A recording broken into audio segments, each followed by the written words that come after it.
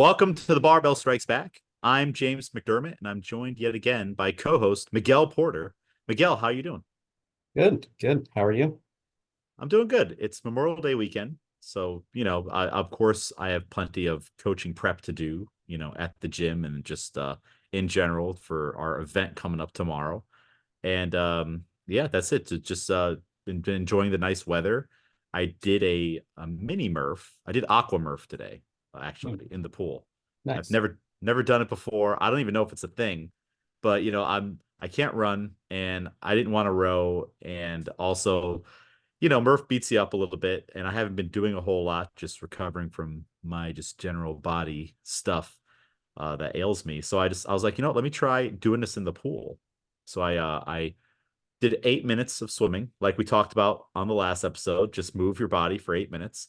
Did a forward crawl down, backstroke back. It's because the backstroke's a lot easier and I can recover. Then Nice.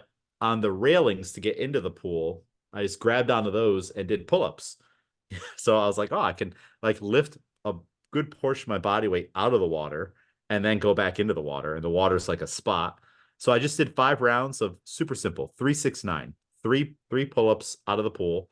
And then I can't do push-ups in the pool. So I just held a paddle board under the water and just chest pressed it. And then I put my feet on the stairs, holding on to the railing there, and I was doing squats off of that. So I'd be underwater on the descent, but then my body's out of the water at the top. And then I finished the whole thing with 8 minutes of treading water. That way, just something different. And in the pool, this is the first time I'd be able to take my knees below parallel in like 2 years, just Huh. doing it in the pool. So I was like, hey, I tried it out earlier in the week and I was like, all right, now I want to do aquamurph. Once I discovered I could squat in the pool, I was like, well, that's my plan. So yeah, that was my Murph. Yeah, no, that seems like a challenge. Like getting used to all those movements and with the water and stability. Yeah, Yeah. I had to totally change my push-up plan last second because I was going to do it in the smaller pool. But when I went in, there were kids everywhere. And I'm like, I can't do any of this because there's just bodies everywhere and they roped off half of it. So I can't even do like the full length that I was mentally preparing to swim. So I snuck into the lap pool and I just asked the guy, I'm like, hey, is anyone coming in? Because you have to sign up in advance. He's like, no, no one's in lane 2. So I went to lane 4 because that's where the railing is. And he didn't say anything. So I did it all in there and I had to just there was a paddle board nearby. I'm like, let me just hold this under the water and press it, which that was hard all on its own. So I'm just happy to move, yeah, just and the treading water was difficult. That was yeah, I actually I bet. Yeah. yeah, like I had not prepared for that. I was like, this is my plan. I'm just gonna move and beat float here. So I went to the deep end after I was done with my squats and stuff. And you start off here when you're treading water, and then by the end of it, my face is barely Right. over it. And I was like, you know what? I want to tread water for 8 minutes, and my goal is to not have to stop. And right in the beginning, it was hard, and I really wanted to grab the the railing. And there were two things that kept me going. Number one, why I was doing the workout. I'm doing this, to honor Murph, and what I'm doing is nowhere near as hard of anything he ever had to go through in what he did. So I was like, all right, 30 more seconds, keep going. And then I stopped looking at the clock because I was staring right at the clock on the wall. And it was the longest 2 minutes of my life staring at it. And then I just turned and I'm like, all right, I'm not even going to look over there. So that not looking at the clock helped a lot. But yeah, that was my goal is just to hang on. Yeah, I certainly can't tread water for that long. I don't even know. Put money If on the line. I don't know if I'm making 2 minutes, to be honest. No, no. If I could do it, like I'm so untrained. If I could do it for 8 minutes, I think you could. Like I said, it wasn't the most beautiful. And after I was done, I asked the lifeguard, I'm like, can you look at me treading water to see if I'm doing it right? Because I don't even know. He's like, yeah, you just move your arms like this. I'm like, that's what I was doing. Cool. Uh, so I think you could do. I think you'd be surprised. Yeah, it would be getting through those first couple minutes, kind of like a plank when you're Yeah. just trying to hold a plank and when you know you're holding it for a long time, those first like 30 seconds, you're like, that's enough. Yeah. Oh, yeah, yeah. Honestly, I wanted to quit within the first 2 minutes and just like, all right, I was making excuses with myself. I was treading water. And then after the first minute, I was like, I don't know if I'm going to make it to 2 minutes, let alone eight. Maybe I'll just, after a certain time, hold on to the side for a second, then go back out there and accumulate treading for 8 minutes. But then at a certain point, I was like, don't don't wimp out. Like just at the very least, you just float here, Right. and I was able to hold on. So I surprised myself with it. So I was Yeah, happy with that.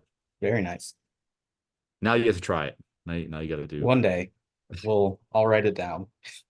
We got to get a barbell club pool day. Get everyone in the pool. I'd be Just down for that. Yeah. flopping around, looking like we have no idea what we're doing. Like my swimming is not pretty. Plus, like people must think I'm crazy. One, they probably thought I was crazy when they see me on the side of the pool doing all this stuff. And two, I swim with my glasses on because like I literally can't see. I have no Mm. idea how far away I am from everything. I'm totally blind. So I'm just swimming with these on, which means my head is always above water. So I just probably just always look like I'm in trouble, I feel, when I'm swimming, which I am. I am Right, in trouble right. the entire time. Uh, so yeah, Murph, you're going to do it tomorrow. That's exciting. You've got a plan. I already did mine. I got to put my score in soon. That's exciting. Big gym gathering tomorrow at Albany CrossFit. So right now, wishing everybody a good result. And post Murph, I guess we can talk about it if there's Yeah. anything notable after the fact. Before we get into talking about coaching stuff, uh, just to follow up with the last show even more, Renee has graduated from Yale. She walked, so Yep. successful. She got across the stage. We were there, and Haley and Shop were there as well. That was awesome, to see her do that. So congratulations again to Renee. We all did it. Yeah, we did it. Yeah, yeah. That's totally how I've been Collectively. looking at it. Like I mean, I'm gonna print myself a Yale participation law degree, but I fully feel equipped for any situation now. We got somebody on the, what do they call it? Retainer. Yeah. Yep. Yep. We Renee always got is, a lawyer ready. yep. If we run into any kind of trouble, we need Renee there to argue now for our snatches or jerks that are turned down for Right. supposed press outs. So we need someone there to arbitrate for us. That wouldn't go well. Also, Tanzira and Haley both took the USA Weightlifting Level 1 coaching course last weekend. We were talking about it, and they have both taken the exam. I'm not sure if Tanzira posted in our little private group yet, but she sent me the certificate today. So they're both official level ones. Very nice. Yeah, it's great to have more people on the team getting their credentials. Yeah, everybody's got to level up. And then it pushes me to keep leveling up. Although the next step of leveling up is very different than taking a test. I need you guys to Right. qualify and take me to the big dance of nationals or the AO finals. Actually, those are the two options at the moment. Yeah. It's Well, we're trying. yeah, it's a process. It's a long-term thing, right? It's not something that you can get done really, really quickly. So it's all in time. I have faith it'll happen. It's not something you can rush. Like you can just go and take the level 1, level 2 back to back if you wanted to, back to back weekends if you could find them scheduled. And if you're good at taking notes and tests, you could become a level 2 like that. But the road to a level 3 or higher requires to develop athletes. And I really appreciate that about that part about USA weightlifting, that you have to perform now, outside of the testing environment. Right. Yeah. And CrossFit's the same way. The level 3, I mean, it's a much harder test, than the stuff at the level 2 and a bigger commitment. And then the level 4 is all performance based. You go, you coach a class, you either did it or you don't. No feedback. It's like, Yeah. so I like these bigger challenges that are on the horizon now. So congrats to everybody. Everyone's doing great. Yeah. Big weekend. Oh yeah, big a big month for a barbell club. Yeah. Yeah, we'll see what other big things can pop up. Um, let's dive into coaching here now. Let's start with some coaching wins. So what's the last bunch of classes that you've coached. It doesn't have to be the most recent one. And you are now coaching regularly on the schedule because Coach Pat has gone to Ireland on vacation now that he's retired. It seems like he's been gone forever, even though it hasn't really been that long. Yeah. Uh, so you're covering the Saturday classes now pretty regularly. What's a coaching win that you've had? Coaching win, I would say getting class through a hero workout for the first time with a newer athlete as well. Um, we talked last week about hero workouts and the mindset that you're trying to get everyone in. And yeah, also having a newer athlete, having them understand that what they're doing is difficult for the day. And it's difficult not just for them as a new athlete, but for everyone in class, and encouraging them through that. And yeah, just overall having a new athlete and coaching them through a class by itself, but with a hero workout as well, a workout that's supposed to be tough. That was like an added level of the win there. Yeah, that's multiple challenges. The hero workout, that was your first time coaching one. Yeah, I believe so. Did that change the way you prepared or your mindset for class? Like if it was just like 5 rounds of 10 burpees, 10 power cleans, just a regular WOD popping up on a Saturday or a partner workout, would you have looked at it differently, or were you like, oh, okay, I need, like, this is a little bit different? Yeah, I would say so because it is a hero workout. I would say the workout that we had done as a class the Saturday before was also tough. But I think with that one, there was a bit more looking at it and kind of planning for it, what I would expect my athletes to do in terms of scaling. I would expect them to scale more for the just regular tough workout. With the hero workout, I would expect people to kind of go for it a little bit more. So that mindset kind of switched a little bit. And yeah, what the athletes did also switched a little bit. Mhm. What did you say to them? Like, did you give any kind of speech about how this is a little different? Of course, it's a hero WOD, it's a little elevated, and we should approach it a little bit differently. Like, how did you, communicate that to the class? Yeah, I think the communication was more on the side of it's tougher. It's meant to be tough to kind of lean into it, not to destroy yourself, but to go for something that maybe you wouldn't on just a casual Saturday morning class. Yeah. I think that's important. Telling people, hey, this is meant to be really hard, and it will today. And that doesn't mean we should shy away from it necessarily. I think that was Havana, right? Yep. 25-minute AMRAP. So it's nice. It will Yeah. end, in 25 minutes. Right. Good long workout before Murph coming up. Yeah, and I think that was everyone's mindset also doing that workout was that within the whiteboard brief and everything, letting them know that this is kind of in the ramp up, like push-up volume and all of that. There were 50 push-ups within it each round, letting them know that that push-up volume is accumulating for Murph because that's where a lot of people get stuck. So yeah, Yeah. You do 4 rounds in that 25 minutes. You've done the volume for Murph.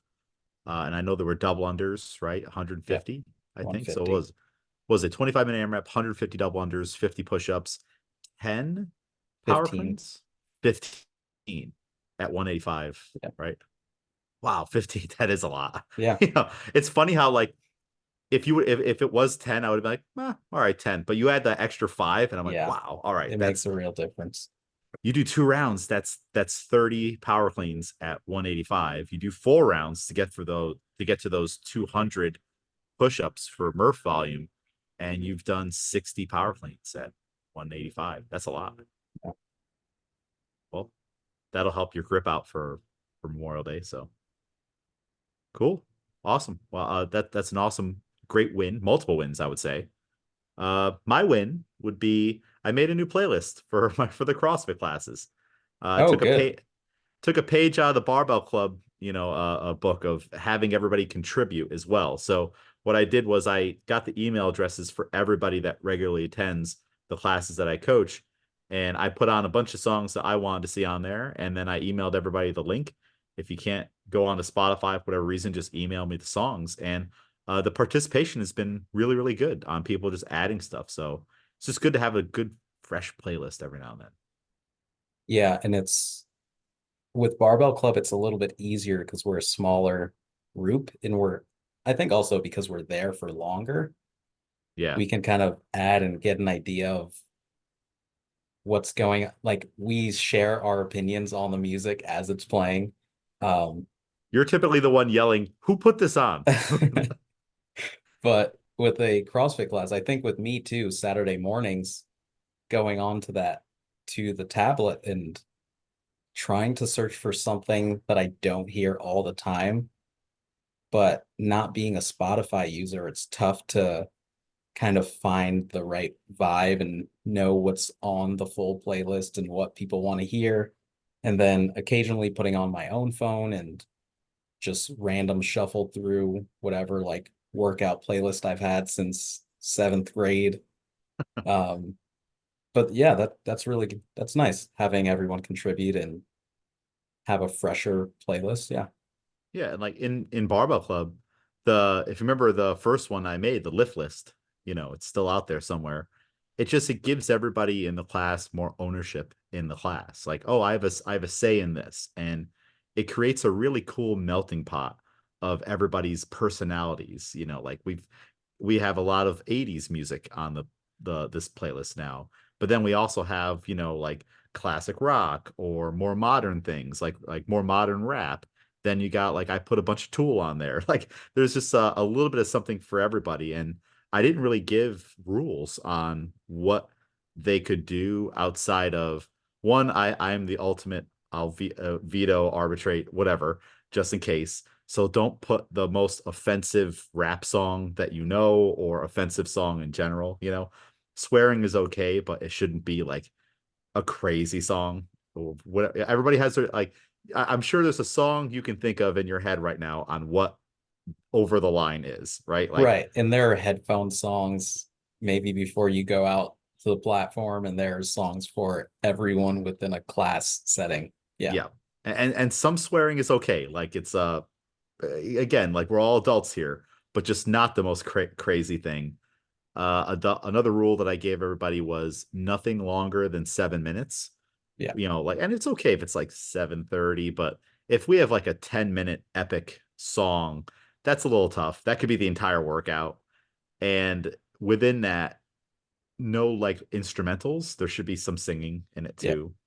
Although I used to lift all the time to just like instrumental musics, which that works for me, just on my own doing Right. snatches and clean jerks. But in a metcon, come on, like we need something different there.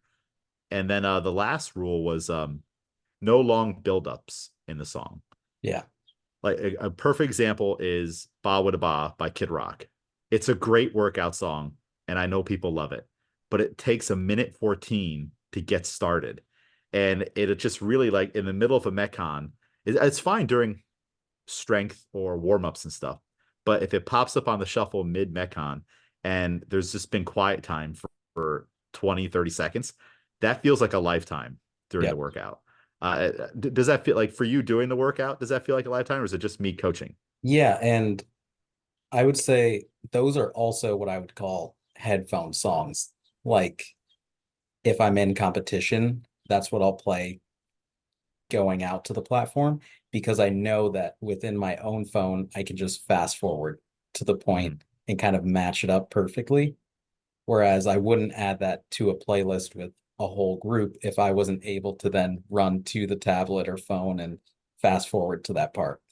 I would say I I was typically playing music when we were doing the open workouts as well. I was playing from my own phone, and there were some songs that were play and then fast forward to, yeah, some are like a minute and a half in, some are like 40 seconds, but when you're in the middle of it, you don't want the ramp up. You kind of Yeah. just want it to be there. Yeah, and in the past, I've like ran over to the tablet and like moved ba wada ba where it needs to be. But the problem with that is now it takes my focus from coaching Yeah. to I have to fix the music. And once I set the music, it should just be boom, ready to go. The next time I'm going to touch it is just turn it down when we're done. Yeah.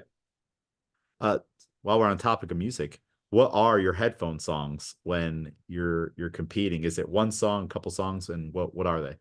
Um, there are a couple. I don't know what they are exactly off the top of my head. Let me see. There are some songs that like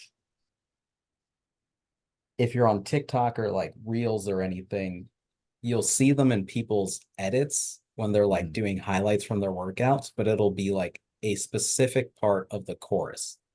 Yeah. But the whole song itself is not one of those songs. Um, right now, the first one that I can see is As We Speak by, I think the guy's name is Yeet.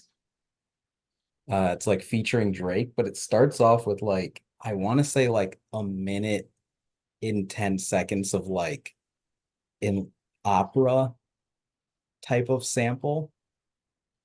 And then it ramps up into the first verse and chorus, and it's very different tone. It works well when you're kind of like by yourself and you know that that's where it's going and you can time it up. But if you're just starting off something, then no, I wouldn't say I would add it to a group playlist. Yeah. And there's different songs for different situations too. Yeah, You have your 20-minute AMRAP songs, and then you have your Fran songs. yeah, And it back years ago, we used to put together playlists almost specific to the workout. And like next thing you know, on your phone, you have a lot of playlists. yeah, That's even something you could do like class to class. Like and maybe that's something you could do since you're only coaching one class a week. You could look at the workout and be like, what's the flavor soundtrack for this workout that we're going to do? And it's not like necessarily even like you could have your class playlist, but then you could be like, all right, I want to play these 3 songs during the workout, and it'll come out to be 15 minutes of music because we're doing a 15-minute AMRAP, or that's the stimulus for the day. right. That's that's always fun to do if you have time. Yeah. Let's talk coaching challenges. What's a coaching challenge that you've had? Coaching challenge. Which I know it's kind of like it could be a redundant question since your win was also challenging, Right. but maybe something where you're like, ooh, I need to improve upon that for next time. Yeah, I would say,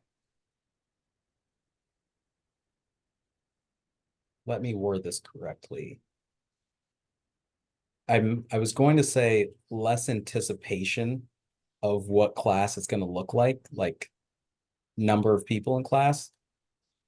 But maybe what I mean is less hoping on the number of participants in class because sometimes I have a layout based on the equipment that we need.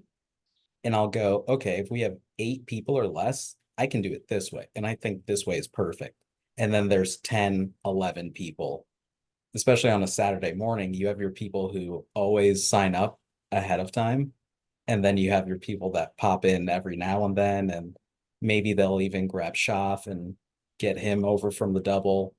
And that's an added person. So I would say kind of anticipate the amount of people in class and your layouts, but don't sit too heavily on an idea for this amount of people will be my perfect layout. Because then you kind of get not disappointed, but you get thrown off early on just because people are walking in. It's kind of, you should be excited the more people walk in, but instead you're thinking, oh no, I have to change my perfect plan now. Yeah. Yeah, I totally get that. Like it's like if you have 6 people in class, you're like, all right, we're gonna all be on this side of the room. We're gonna put our stuff here. It's gonna be tight. And then you get 7 people, and now one person has to go to the other side, which Yeah. means now And of course, everybody has their spot in class, and it might just work out that one person is going to the hallway side and everyone else hugs the Kool-Aid Man wall, in our specific gym. Yeah, that's tough. What did that happen? And if it did, how did you tweak things? Yeah, it did happen a few weeks ago. Um, the workout called for a rower, a rope for double unders, and I think just one dumbbell. But initially, my plan was everybody on one side of the room. Kind of because of how the workout went, you kind of started here, worked your way out towards the middle, and then worked your way back the same way that you came towards the Yeah. end of the workout. So I And thought it would be that's a great perfect. thing that you're considering. Like you're right there, you're considering a couple things. Flow of the workout for the athletes to one, so that they're safe, two, so that they can advance to each station and keep their transition times, efficient. But then also for your own coaching, like how am I going to flow through the room? If I have two people in class and one person is on the far side of the room and the other person decides they're going to be on the complete other side of the room, that's not really efficient for coaching. I got to talk to you, then I got to walk all the way 60 feet to go see Shaf. It'd be better if I'm just like, guys, let's just both be over here, and Right. I'm doing that for coaching purposes. Yeah. And I kind of also like, I take a lot from watching live competition in CrossFit. I really like the way that they lay things out. And sometimes we obviously can't. Not everyone can get three separate barbells and advance them down the gym floor. But I kind of like a layout of everything's in a different spot. You don't have to move anything out of the way to then go to your next implement. Um, but I was still able to do that with more people. I just kind of split the room, and instead of it being a straight line out, I had a strict, like, I think I did, because it started off with burpees. So I think burpees and double unders were on the same side of the row, or I think I said left side. And then the dumbbell movements were strictly done on the right side. That's a really important thing to do, is specify where everybody's doing stuff. Because let's say if it's a little bit of a tighter room and you're like, all right, everybody, when you go to do your push-ups and you hop off the rower, everybody needs to go to the right. Because if you go to the left and someone else goes to the right, now you're both in each other's Yeah. space. So that's good direction on your part on being like, this is where this happens, that's where that happens. And obviously there's a rhyme and a reason to why you're saying these things. Yeah. And it was a little bit tough to I think I did a good job of here's the rule based on certain spacing. Not everyone's space is equidistant throughout the room. So some people are tighter here, but then they have a larger gap to the other side of them. And to do it as here's the rule, everyone's set up this way, then either as I see the layout, okay, you move your rower and you're set up down a little bit more because you have more space on this end, or okay, now that the workout is going, you can do your dumbbell stuff on this side because there is actual more room here, but not just letting everyone set it up how they think in their head, giving Yeah. the rule out and saying, this is how we're doing it. And there may be exceptions to the rule. Yeah, because otherwise you'll get 12 different interpretations on where a Right. rower should go, where the kettlebell should go. And sometimes it's good to, I'm sure, I mean, you've seen this in our gym. If it's a particularly complicated workout, we'll draw the layout on the board. Like here is the room, here's where your rowers go, here's where this goes, just to give people a visual. Uh, Sometimes I think we forget maybe that some people are better visual learners than verbal learners. And also you're kind of like hedging your bets on like, well, maybe they've stopped listening to when I'm talking at the board. So at least they'll see the picture and they can also back reference the picture. Because Yeah. if it's 9 a.m. on a Saturday, okay, maybe people are a little sleepy. 6 o'clock or 5 o'clock in the evening, people have worked all day. Like your brain is like you've just been doing whatever it is you do. You're on your computer, you're out there doing your job. You come in and now you got to remember, all right, he said grab three things and put that one there, that one there. That's you want people to have that brain power, but like you have to understand that they've already had a full day of work. Yeah. And I know like from a coaching standpoint, you can get frustrated a little times when people don't go where you told them to go. But when you're coaching your class, maybe you didn't have to work 8 hours before the class. You've just been preparing for the class all day and maybe doing other things. So Yeah, it's like you have to have a little bit of empathy and compassion to like what the people coming in, have already been through. for sure. Now, with setting up the room, one of our coaching topics is coaching busy classes. So we can kind of segue into that.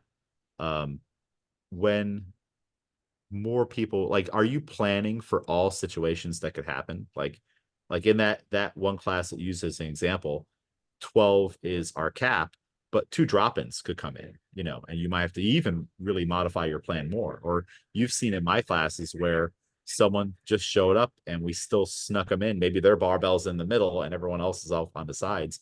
Are you like preparing for those things on like, what's my worst case scenario here and how could I make this work? I think so. Just because it is a Saturday and there's only one class. So anyone who wants to do this workout with a class has to come during this time. So Yeah. again, even though there is a cap, not that people purposely get by the cap, but there is kind of like barbell club where maybe people are doing day 4 across the room and they're done early, or maybe they just want to split things up and they see that the workout is fun or that their friends are doing the workout, so they hop in. So that doesn't even come into the class count always. Yeah. So I think Saturday is one of those days as well where people can just pop in that you're not expecting, that maybe don't usually show up on the weekends. But again, it's the weekend. So maybe today it just worked out for them to just show up. So I think because I've seen through the open how busy a Saturday can be, now I know that any Saturday class can be over 12 at any point and that it Yep. is manageable. Yeah. We used to have 20 to 30 people in classes way back in the day, and that was always a spicy challenge. But you can use tools, like we have those dots. I love the dots. We have cones, you can put them out and just kind of like spell it out to people. And also like if I'm using like floor dots, if I want to make a circle, like I want it to be a circle. So I'll put the dots out in a circle. That way, when the rowers or bikes come out, we're going to be in a circle versus a weird oval shape or something like that. I think in a dream gym, to have a floor that has like rings painted on it, and lines, almost like a basketball court, Yeah. but like maybe have it sectioned off on like how you could run like a majority of different classes would be super cool. Like, hey, everybody, we're on the blue line today. Put your wheels on the blue line, and then there's your circle. Yeah. Essentially like gym class in elementary school. We Yeah, definitely did like everyone now stand on the green lines. The green lines are what we're using today. And they have like a specific layout for whatever sport or whatever shape we're trying to get into. yeah. I think that would be super cool in CrossFit to do. Maybe it's the floor mats that don't have the gaps, like just like you roll it out like carpet, and then paint something on there. Of course, you would put your gym logo right in the middle. Like Right. that'd be sick. And then you have the lines around it on like, all right, if I have people in rows, there's a line and it's an equidistant space that would be able to accommodate the worst case scenario. Like you need a rower, a kettlebell, a barbell, and a rower, kettlebell, and jump rope or something like Right. that. Because there are some crazy workouts out there like that. Oh, a box is one of the biggest pains in the butt Yeah. for equipment. But yeah, that'd be super cool. There's got to be a gym out there that's done that, no? There must be. Yeah, I would assume so. Yeah. Or hey, we could be the first. So cool. I would say some strategies when you have a big class, let's say this is that moment where 14 people show up and then Shaf comes in because Mike coaxed him over to do the workout. Now you have, an odd number or whatever. Sometimes you can lose a lot of time in a bottleneck where everybody's going to the rowers at the same time, and now if you only had 3 people, it's going to take you 45 seconds to get those rowers down. But now you've got 13, 14 people descending on the rowers and everybody's waiting, hanging around. They start talking. They forget what Miguel wanted to do. And then they all have to get those rowers out. That could be like 2 minutes right there, which is a long time in the lesson plan, especially time to lose on just setting things up. And maybe you haven't set up the rowers in advance, which is something you could do. Like you've seen me do that on an evening class where I'm like, all right, I don't want to lose any time on getting these rowers out. So I'll just set them up the way I want them to be. But then there is something to say about like being able to lead your class to set them up the correct way too. So do it both ways. But, maybe one thing you could do is have it be part of the warm up, like an extension of that. Split the class in two. 6 of you guys are going to hold a plank while the other 6 get your rowers and put it out here. Then we switch. And now it's almost like a fun game and a challenge. And now, since you're taking forever, Miguel, to get your rower, everybody else is still waiting in a plank, And then you get someone yelling across the room, which I feel like it would be you possibly yelling, like, what's taking so long? So that's something cool that you can do to, break up the mundane of even just gathering equipment, right? Yeah. You could have it be multiple stages. You do plank for the rowers, then you hold the bottom of the squat while people go next door to get the wall balls. And then you could do hanging from the pull-up bar while everyone goes and gets the third thing. And now you've added a little bit of extra warm-up, and it's not like you're not doing anything. The people getting the rowers, you don't really have to keep an eye on them outside of just did they put it in a correct spot. But now the people in the plank, you can do a lot of coaching there. Hey, brace your abs, lift your hips. On the squat, hey, push your knees out. And if you have a workout where you're doing push-ups and wall balls, you're doing a lot of valuable work there. You're bringing value to class on just how you had them gather their stuff. Yeah. That'd be that'll be my challenge to you. I think that would be something cool that you can incorporate in, and it could be anything: hollow body, Superman, just some kind of. It works well with static holds. Maybe don't make them do burpees while the other Right. person gets the rowers, unless you really wanna increase the tensions in the class. Have you run into any situations where there's a lot of stuff that they have to get for the workout, and people are like, I don't know if I have my stuff, and everyone's kind of lost a little bit? That same workout with all the equipment, a few people came in late and it was jump ropes.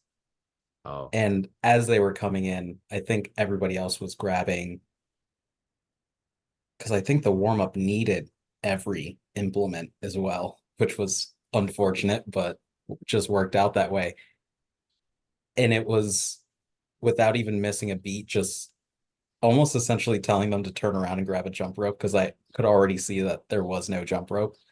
Um, so elements they like got that they can get kind of, walking down the hall, and you're like, leave. I need you to yeah, it go was like upstairs. I don't even hear the jump rope dragging across the floor.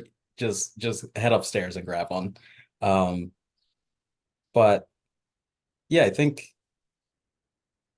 implements like that and kind of just you gotta go also. Um, you gotta get things started. Yeah, So giving people a heads up, I think with the Saturday class, it's a little bit easier as well because you have more time before the workout starts. Um, so kind of just giving people a basic idea of like before class starts, all right, everybody got their jump ropes, cool, cool, cool. Um, and then the other implements that you need, all right, let's grab those quickly within the brief.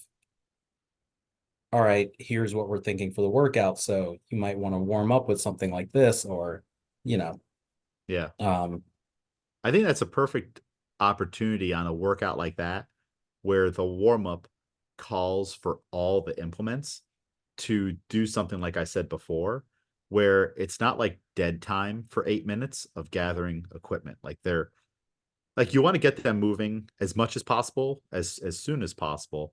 And that's kind of why those warm-ups that use all the WOD equipment in the warm-up kind of annoy me a little bit because of like that downtime. It's like, all right, we did a quick whiteboard brief, but now we're going to spend 7 minutes just gathering equipment. And of course that is movement, but it's not what we came here to do, you Yeah. know. So that's where I would try to do something like that. Like we're gonna half of you do this, half of you do that. That way we just keep moving, then go into the warm up. And I also have a pet peeve about doing the movements in the warm up and then coaching it later in the skills practice. Yeah. It just doesn't makes yeah. We don't need to get into that, but cool. Well, one idea is, let's say if you have a chaotic class, because this happens sometimes, and I was talking about this with Schaff when he coached Jeremiah's going away.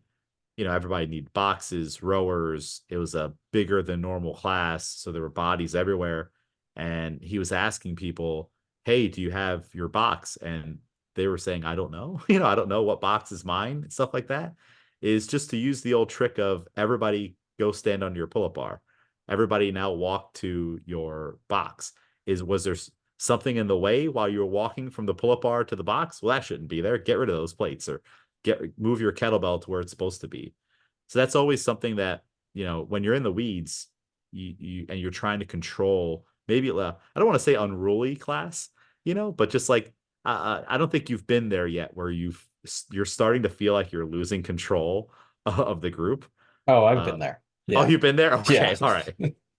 It's a horrible feeling, you know, where you're like, they're turning on me. You know, what's happening? Yeah, because you're like, I thought we were all friends, guys. Like, listen to me for a second, please. You're like, why are you doing this to me? Yeah. You know, so you know, two tactics that I employ are one, if I can't get the attention of the group, you've probably been in a class where I've done this before. I'll just start counting 3, 2, 1, and all of a sudden everybody shuts up, you know, because they think the workout's about to start and Yeah. that they lost track of where we are. So sometimes I'll false start the workout and give everybody a nice good old adrenaline dump before we do the workout. But it's what needed to be done, you know, because like if you're saying, hey everybody, listen to me, everybody stop talking, and they won't start the workout. Not for real, although you could. But then once you have your attention, then all right, everybody walk to your pull-up bar. Is it someone else's pull-up bar? Then you need to get out of there, find it, find a new pull-up bar. Everybody go to your kettlebell. Oh, okay, Jeff, you don't have a kettlebell? I told you to get that 5 minutes ago. Go get your kettlebell now. And that's how you can kind of solve both of those problems on like who's got what, get a dry walkthrough of the layout to make sure no one's going to be in a safety issue, and or grab everyone's attention. Yeah. Plus, when you get to do it, it's a lot of fun. So it's I don't want the situation that leads to it, but whenever I see the opportunity, I love just being able to be like, oh, I'm about to false start this workout right now, and and put a little fear into the hearts of everybody, and then get it back on track. Yeah. So something to keep in mind. So we've kind of been doing this a little bit, but after you're done with your classes, do you do any kind of self-analysis or reflection? And when you do that, there's always the risk of being too hard on yourself, but there's also the risk of not being hard enough on yourself, you know, because like you do have standards as a coach that you're trying to achieve, you know, so you don't want to like make excuses. Well, they weren't listening today, you know, because all problems, whose fault is it in the end, Miguel? Coaches. Coaches. Yep, it's coaches' fault and problem. So, what do you do? Any kind of, you know, on the drive home or later in the day on a Saturday, be like, all right, what went well, what went wrong, and how could I improve upon that next time? Yeah.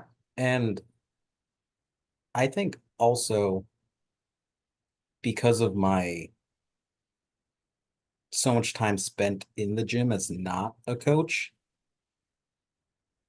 the rapport that I have with certain athletes is at a point where we essentially can debrief right after the class ends.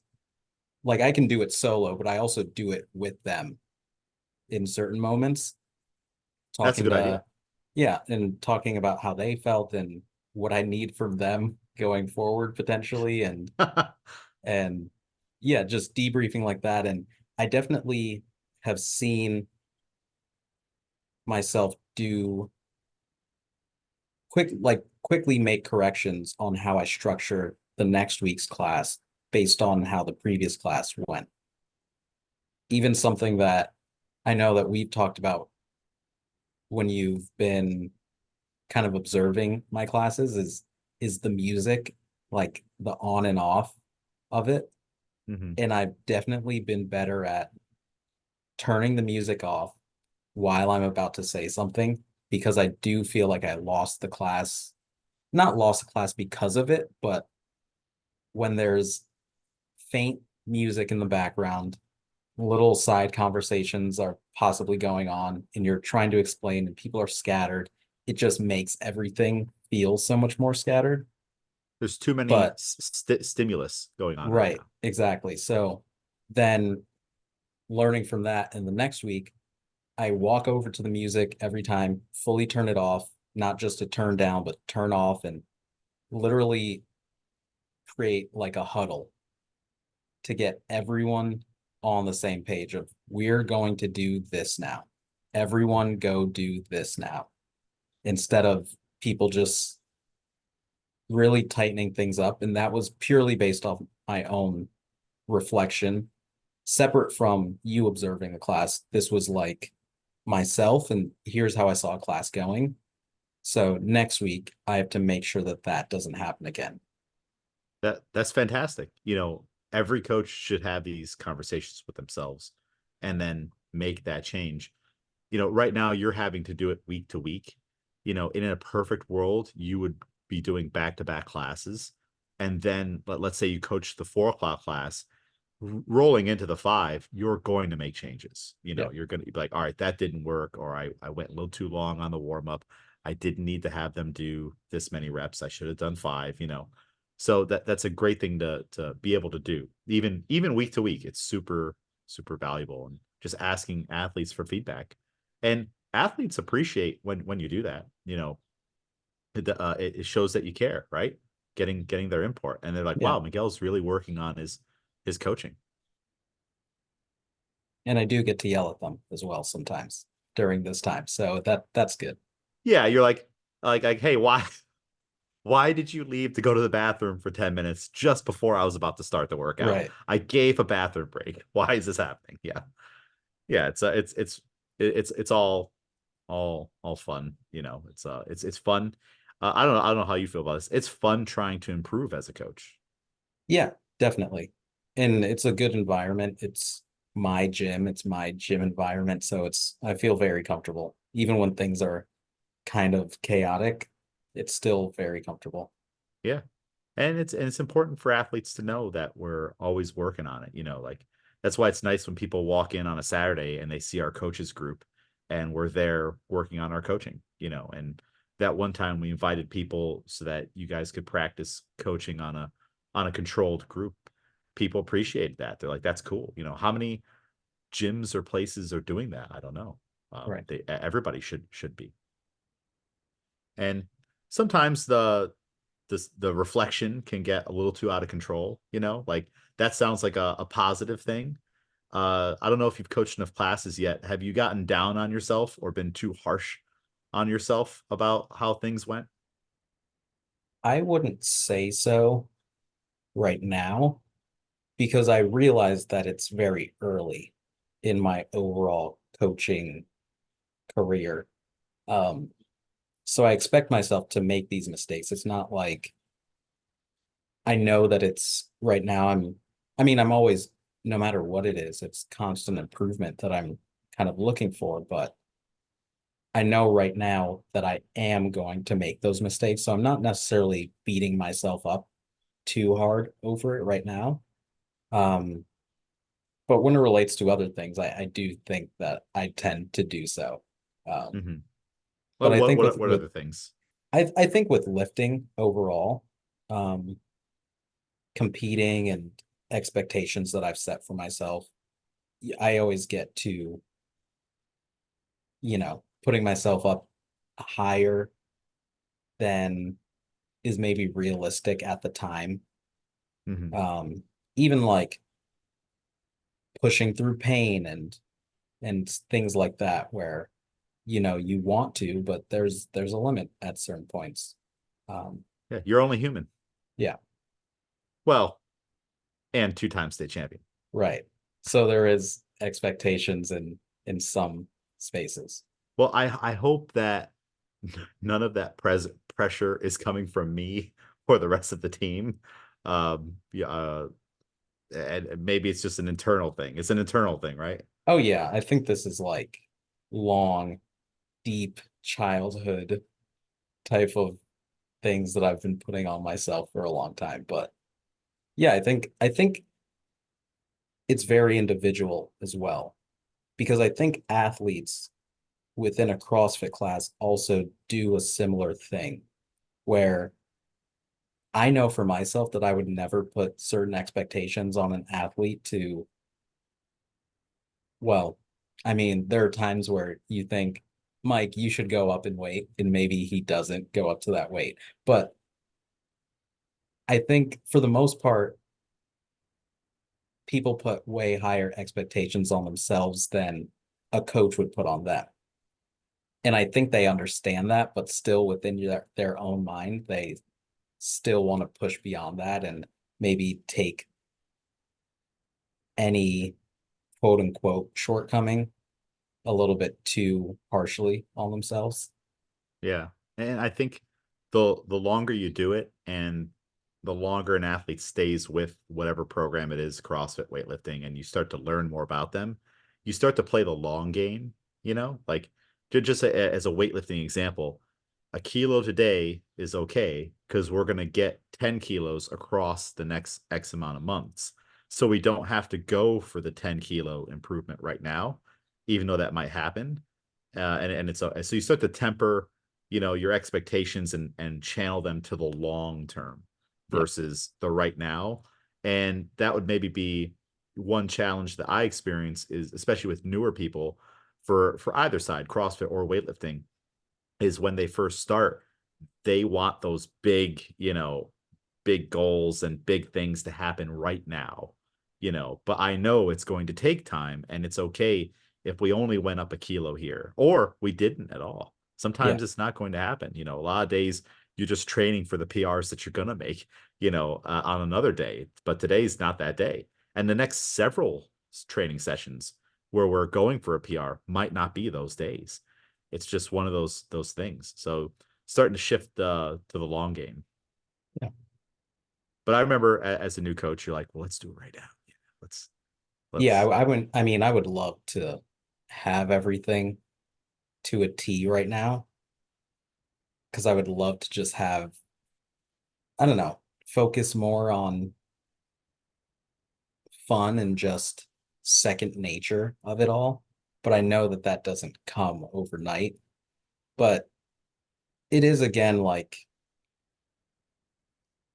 a weird scale where you're almost never satisfied because as your skill goes up, that class that you thought was great today, in a few months you'll look back and that'll just be a stepping stone to where you want to be at that time and oh going yeah. forward. So Yeah, even like performance in a competition, you might be happy that you hit this mark as your total, but in the next 3, 5 months that you're like, yeah, that was great, but now if I was at this level back then, it would have been even better. yeah. So it's a weird thing to try to weigh.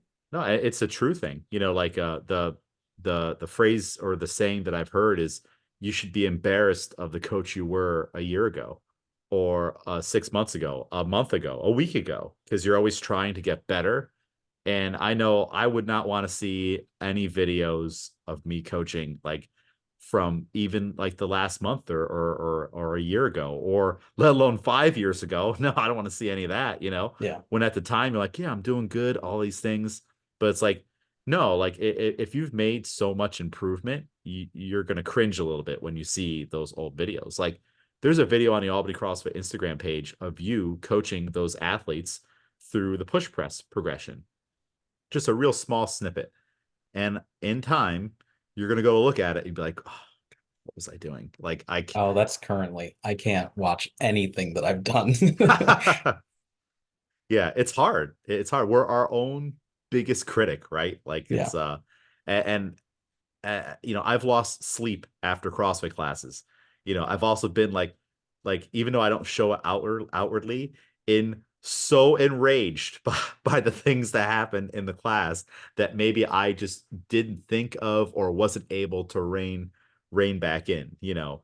And it's just because one, I care a lot, and this is my main focus, and I want to do better, and I'm just upset with myself that I wasn't able to do that. Yeah. One example, I sent you the thing. Did you read the Gary Oldman quote? Yeah. Yeah. So amazing actor, you know, well, one of everybody's favorites, you know, maybe Dracula, Sirius Black in Harry Potter. And he did an interview where he was talking about his performance. And I guess he badmouthed it, and people got on him about like, why you badmouthing the Harry Potter movies? So he like clarified. But when I was reading it, I'm like, I've done this before. Like I've been in his shoes, like not as an actor, but as a coach. And like I totally the if I was able to verbalize the way I was feeling about a class to maybe the class itself, they'd be like, "Oh, James hates us and we did bad." Like, but it's like, no, no, no, no. I'm just not happy with my own performance and certain things that happen because I want it to be better. Yeah. And I think essentially what he was saying was that with what he had at the time, he gave his best. Yeah. But now, with, I think his example was that at the time of filming Prisoner of Azkaban, he had only read Prisoner of Azkaban. I think the books were at that time were still like coming out, especially as they were creating the movies. I don't Yeah. think all of the books had been released. So he really could only work on the character with what he had at the time. But as time went on and he got to see the character fleshed out a little bit more in the books and more direction, he knew that going back, if he had that knowledge, he could have given a better performance. And that's, yeah, what we're saying here, where as we progress and have more experience under our belt, we know that looking back, we could have given a better coaching experience and overall Yeah. class for our athletes. Had I known 17 people were going to randomly show up to class when I was expecting just 12 at the max, I could have prepared for it. You know, had I known that this person hurt their foot, if I would have, you know, maybe I didn't ask, you know, had I known all these things, like, could have done a better job. Yeah. And I'll read parts of it real quick, just so everyone's on the same page. He said about his acting in the Harry Potter movie.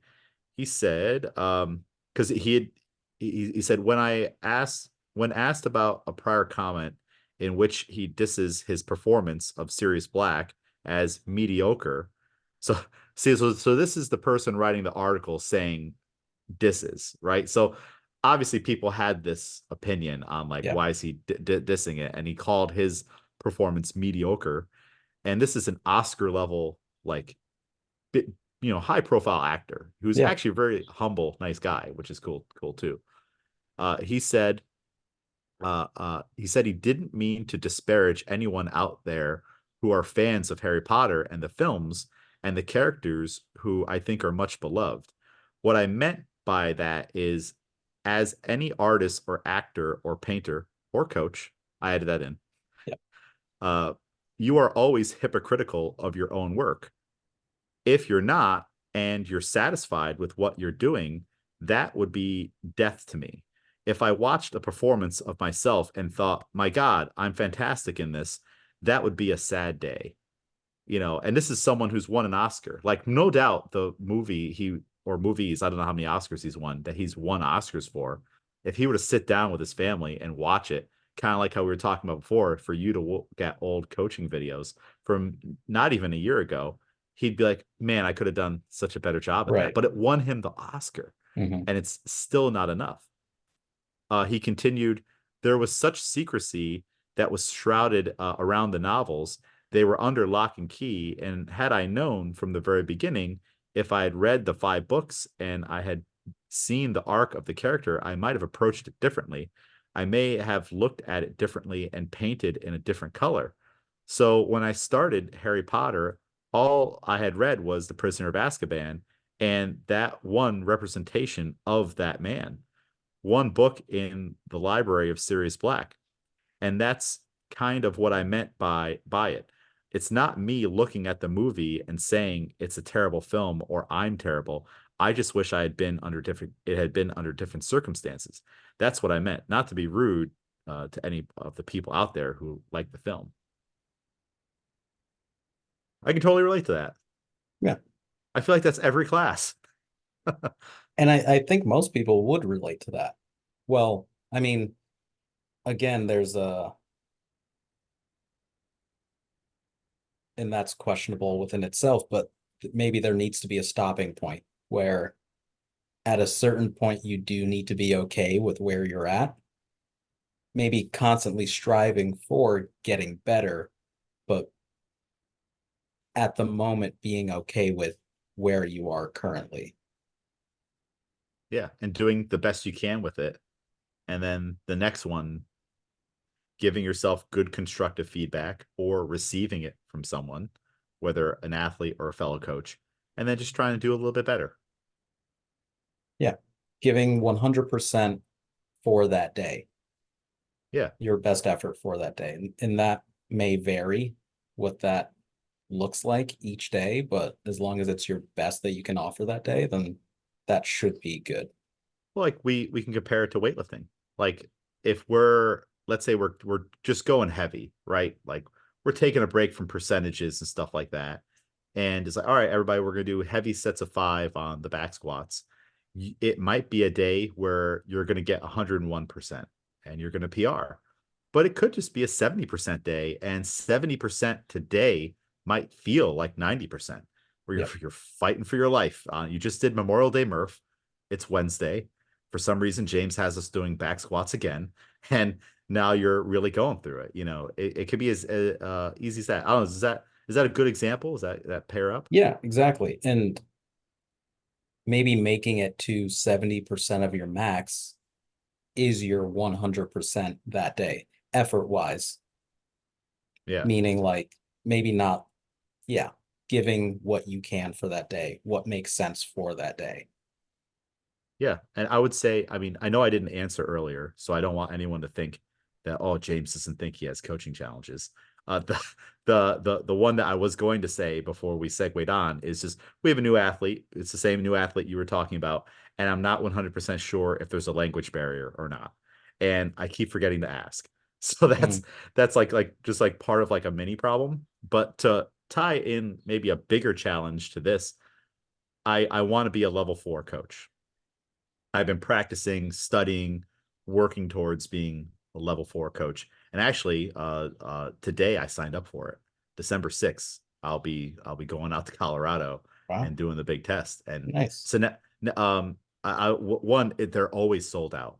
And I was like, you know what? Maybe this is for the best. End of December. I got the whole rest of the year to just prep for it. I have other things coming up, like nationals for the refereeing for USAW, the state championships, other meets. Like, I can still prepare, but not be like, crap, I got to do this a week after states, where I'm not going to want to do that. Right.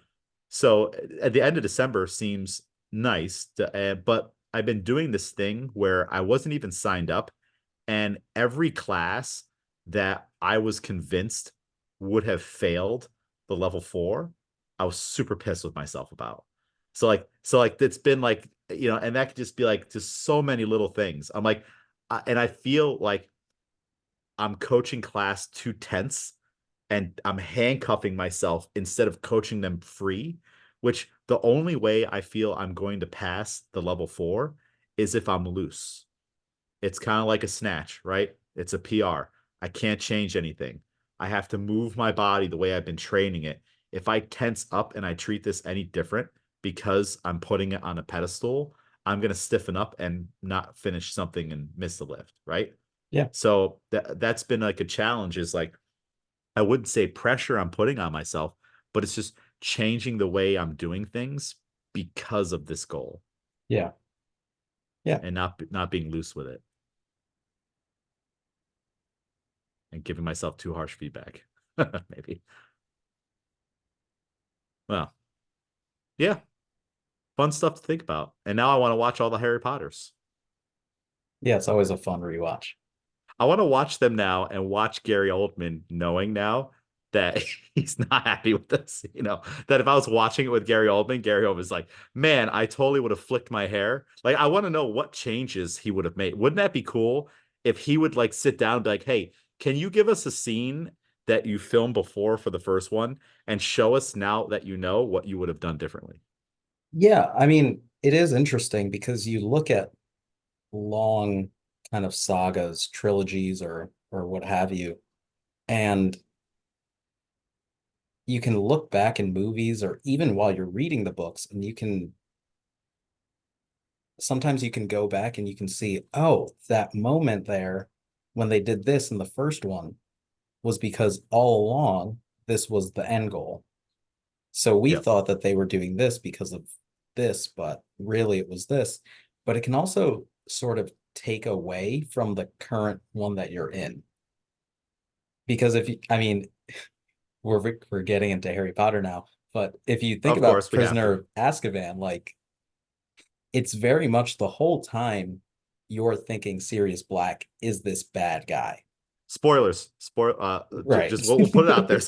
It's an old movie. You should seen it already, but well, I'm just gonna yell spoilers just so we cover our bases and no one's mad at And Miguel. even within the end, where we realize that it's not exactly how we see it, we don't get to build and find out who that character is until the movies progress. And then it continues on after, again, spoilers, after his death in the fifth one. And Harry then finds out more things about him by going through his house and seeing what his family life was like and how that influenced his dad and things like that. So perhaps knowing too much might even take away from a greater reveal later on. Like, Yeah. can we, drawing it back, can we progress as coaches if we don't have those like quote unquote failures along the way or those stepping stones? Can we just jump straight to perfect coach or do we need progressions along the way? Yeah. Yeah. I wonder if he uses the Harry Potter performances as a progression. Like that'd be a cool like thing to ask him. Be like, okay, you thought that was mediocre, but what did you change in the next movie if it was just a solo film that you channeled from that series where you weren't happy with it? What did you do differently on this next one? Like how did you improve upon the next class, Yeah. so to say? We need to get Gary Oldman as a member of Albany CrossFit. And no, excuse me, the Barbell Club. He needs to come hang out with us Yep. in Barbell Club. I think he'd be a good weightlifter. Yeah. I mean, we got a lot of movie talk that goes along there, so he'll fit right in. That's all he's doing in class. He's just telling us stories from all of his movies. It's like, oh, you should lift now. He's like, I'm not here for that. As he smokes a cigarette. I don't know. I just imagine him smoking in that regard. Yeah. Well, yeah, and I didn't even realize. I thought The Prisoner of Azkaban was the movie he died in, and now I'm realizing it's been a long time since I've seen these movies. Yeah. He shows up in three and then dies in five. Oh, so you got three movies out of it. Yeah. Yep. Okay, yeah, that makes sense. So Prisoner of Azkaban was movie number 3, and book number 3, right? Are Yep. they each they're each their own book? So if books 4 and 5 weren't out yet, he probably didn't even know that he's going to die and that his Right. time with Harry is limited, I could see how that would bother him, like on how like he could have made those like meaningful moments maybe more meaningful. So Yeah. the death hits harder later on. But maybe it hits harder because the character within the movie and the book also doesn't know that he's going to be gone. Like he thinks this is a fresh start That's with true. this person that he can build with. So maybe it's harder for us because we feel like, oh, it's unfinished. He didn't have those moments. Things don't feel solidified. They don't feel complete. And maybe that's the whole point. Yeah, I mean that's losing a loved one, especially when, they're not extremely elderly. Like in the movie, he's got to be in his 30s or 40s. So it's like, and Harry had just started to form a relationship with him, and now it's unfinished. Yeah, I wonder, that probably definitely shaped the performances of Daniel Radcliffe, going into it. Yeah. Maybe he gave him a tip. He's like, all right, here's how you can salvage this or type of thing. But yeah, I never thought about it that way. Well, now I need to watch those movies again. But cool. Well, Miguel, I think that's probably a good place to kind of stop it for today. We've been going for a little bit. Um, all of our topics seem to mesh together, so we can talk about injured athletes and other stuff another day. But any closing thoughts on everything that we've been talking about, whether it just be, just the challenges and rolling through them, improving as a coach, giving that self feedback and reflection, anything like that, or our Harry Potter lesson. Yeah, I think connecting it all, I think just every day, really just giving the best that you got, no matter what that is, and self-improvement continuously, but maybe not getting too wrapped up in it, Yeah, where we're looking for progress at all times, but again, progress isn't linear. So know that everything is a part of the process to you becoming better at whatever that goal is. Any yeah, setback, any step forward is a part of that process of progressing. I agree. And I've, like I mentioned before, I've been experiencing it. And I guess maybe to sum up what I was saying before is it's it's not making it was taking away from the fun of all of it. Like this goal that I have. So I need to find a way to channel more fun into it. And then that in turn, I think will help the end result. Yeah. One last question. Since we're on Harry Potter topic, we have to know. You're there at Hogwarts. Dumbledore's about to put the hat on your head. What house are you hoping that Miguel Porter is sorted to? Oh, hoping. I know exactly which house I am, actually. I've Oh, taken the really? quiz multiple times. Oh, There it's a quiz. there was a time where I really wanted to be Ravenclaw because I thought that I was very like cerebral and studious and like thinking way ahead. Is that But what they're I'm known for? Because I don't know the dynamic. Like yeah, that that's seems like kind of a their thing. unknown house to me. I know all about Gryffindor and Slytherin, Hufflepuff and Ravenclaw. I'm wishy-washy Yeah, on. I think there's like a little jig, a little tune to like what they are, but Ravenclaw is like supposed to be known as like smart and like whatever. Um, but I am, and now, I mean, I would say I'm 100% Slytherin. I think I still have that cerebral type of vibe to me, but it's more, I don't want to say nefarious, but self-serving. I'm looking out for me, perhaps. Um, Well, hey, to be two-time state champion, you got to be looking out for you a little you bit. got to Like be a little selfish. to be a champion, I mean, to if you're at the intersection, right, in driving and everyone's playing the no, you go, I go, no, you go, I go. Right. No one like if you got to be the one that takes it, I'm going, and that's what champions do. Yeah, someone's got to be a winner, so why not have it be me? Yeah, So it's very fitting, I would say. awesome. I would say for myself, I think Slytherin is cool with the basilisk, the snakes, all that stuff. I You like know, so green. yep, green and black, Yep. awesome. Snape wears all black. That's my preferred outfit is all black. I feel like that's where I would want to go.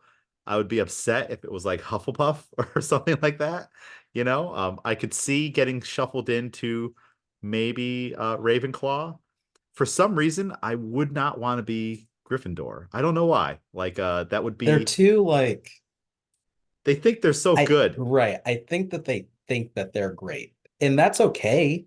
I think everyone should also think that they're great, but they think that they're great in a way that puts them on like a moral standing above. It's like Whereas they're I think overly I'm righteous great, and but pompous. right, And then as a Slytherin house person, well, let's tear this shit down. Like right. let's start a wizarding war. I don't know about the whole Dark Lord stuff, and everything, but I definitely see how it could be a little more fun being in Slytherin Yeah. for sure. So, all right, hey, we're both in Slytherin. Awesome. This would be a fun game to play with the whole barbell club. Oh, Like I what think I'm sure everyone knows what house they're in. they do. All right, Yeah. let's play this game real quick. Where you're the sorting hat now. Where are you sorting Schaff? What house is he going to? Shop isn't Slytherin. He's No. definitely not Slytherin. I think that's a Hufflepuff. Aren't Yeah, Hufflepuffs more of like the kind, empathetic, like help everybody type of house? yeah, they kind of say like Hufflepuff is and all the rest, kind of. They kind of shuffle them off. But from what we see in characters who are Hufflepuff, they are very much looking out for others. Yeah. Yeah, and all his social faux pas that he has. Yeah, I would say Hufflepuff, but I think he's okay with that. Yeah. Yeah. I mean, hey, that was the first that's why it popped in my mind and just like he's like the kindest, so I Yeah. feel like that works. All right, so Schaff's in Hufflepuff. How about Haley? Haley's Gryffindor. Going Gryffindor. Okay. Let's see. Jennifer. Ravenclaw, I would say. That's what I was thinking too, Yeah. just a studious, very knowledgeable, knows a lot of things, that kind of stuff. Is Ravenclaw more of like with potions and stuff? I'm not sure exactly what their niche is, but it's definitely more like they're good at school Yeah. and All right. factoids and all that. Where's Tanzira going? I think she would be resistant, but I also think that she's Slytherin. I was thinking Slytherin too, and a silent Dark Lord in the Yeah, building. Eventually could be. You see the rage sometimes. yeah, yeah. All right. Alex. I would say that he's probably the truest Gryffindor that we have. Really, you think so? I I think would have said so. Hufflepuff. Yeah, but I Just think the friendliness. he's so and it's so pure that I think it's like I think he could pull out the sword, Yeah. like the Gryffindor sword. Like I think Yep. he's got that. So Alex is Harry Potter. I'd give him Neville Longbottom. Okay. All right. Neville's the one who takes out the snake at the end with the Yeah. sword, Neville was a badass. the second chosen one for all my real Harry Potter fans. Yeah. All right. John. I also think that John is Slytherin. I think so too. Look at us with our dark robes and mask and stuff. Justin. Ooh. I think Justin is like the potions master. Yeah, I think Justin's also Ravenclaw with all the math Yeah. and all that stuff that I have no clue what any of that stuff means. Yeah. I think that's an obvious Ravenclaw. And also he's the one that will graduate and teach at Hogwarts, Yeah, back again. Renee, that's tough. I want to say this may surprise you, Gryffindor. Yeah, I could see that. Very, Because yeah. like the other houses aren't. I don't want to put all the aggression and warlike and combat on just Slytherin. Like Gryffindor peeps will throw down. You know. Yeah, that's the thing. I would follow, and I think Haley and Renee kind of are the same way where I would follow them into battle. If they were like, we got to go do this, I'd be like, yeah, no, you guys are usually right about these things. So yeah, And where did we put Haley? she's also in Gryffindor. Gryffindor. Okay, all Yeah, right, that makes sense. Frank, where's Frank going? it's very interesting. I might even say Gryffindor again. I feel like now seeing him with two kids, it's like Yeah, you can't be Slytherin with two before he was a kids. little villainous, I would Just a little say. bit. Um, but yeah, now I feel like it would be Gryffindor. Okay, so we're going post kids Gryffindor warrior class, Yeah, and then pre kids serving the Dark Lord and Slytherin. yeah. Like I think about that time where Schaaf's bar was loaded up and he came into town and he just walked in and I think power cleaned it. And Yep, it was like that's a like power a clean and push jerk. I yeah, think he jerked it too. that's like a total Slytherin move. But I think the kids have softened him up in a good way. So yeah, I think Okay, he would be Gryffindor now. awesome. Am I forgetting anybody? Talking in Harry Potter terms, I think that's everybody, right? Yeah, I think that's everybody. All right. Well, now we know what houses we're in for Harry Potter. Valuable information. We'll see what everybody else that thinks Yeah, about I'm this. sure everyone has taken the quiz, so I'm sure everyone knows. Yeah. I mean, the thing with those quizzes though is like I'm pretty sure that when I took it, it probably sorted me to like Gryffindor or one of the other ones. I don't think it put me in Slytherin, but it's like no, I want to be over there. Like Yeah. that's where my heart is. I feel like I would totally be over there. And Harry showed us that you technically can choose which house you get put into. That is true. That is true. I mean, I've got some. I feel like as a coach, there you have your villainous elements. Yeah. Like you weren't there on Friday. Alex had some big PRs. He snatched 100, and his PR was 90 going into it. So Mhm. 10 kilo improvement on the snatch, and his first time snatching 100. So that's awesome. And then on the clean and jerk, his PR was 125, and he cleaned and jerked 130. And then after that, he was kind of done, and I had already previously agreed that like maybe you shouldn't do day 4. Murph is coming up, like he's telling me his concerns, all these things. And then Schaff was like, you should go 137, like encouraging him to go 137. And then I inserted myself back into the equation. I'm like, well, hear me out. Even though I'd already agreed to it, I don't know if you forgot. Like, if you clean and jerk 137, you don't have to do day 4. Like, we'll just wipe those back squats out of the way. And he unfortunately didn't get it. So he had to do day 4. And then after the fact, he's like, you win either way if I clean it or don't. And when I'm like, yeah, I know. Like Yeah. I wouldn't agree to these types of deals, which are fun to make if I didn't have a chance to win. And being able to win in both situations is a little villainous. It's like I knew that going in. And I also knew that I'd already agreed that you didn't have to do day 4, but now I'm just trying to incentivize you to go to 137. So Yeah. it's like, yes, I win in all situations. Like, so I feel like that's like more of a Slytherin thing. Yeah. Cool. Awesome. Well, I'm glad we figured this out. Yeah. Uh, now I'm gonna go binge watch throughout Memorial Day the Harry Potter films. Yeah, we'll have to see what everyone is actually sorted in and see which ones we got right and which ones we got wrong. Yeah, yeah. We can do a recap on this. I think that what we discussed is pretty spot on. Yeah. I don't know about what the quiz is going to say because sometimes you answer questions and when they ask you a question, like on a multiple choice something, you might shy away from a villainous aspect of it because you start to think about it like, well, what would I do? No, I don't want to make, blah, blah. But like in reality, it's like you said before, like you can choose, and that's where I would choose. So I wonder Yeah. where everybody thinks that they would be as well. Not just a quiz on like if they got a chance to choose. Like, would Tanzira choose Slytherin and being our next Dark Lord?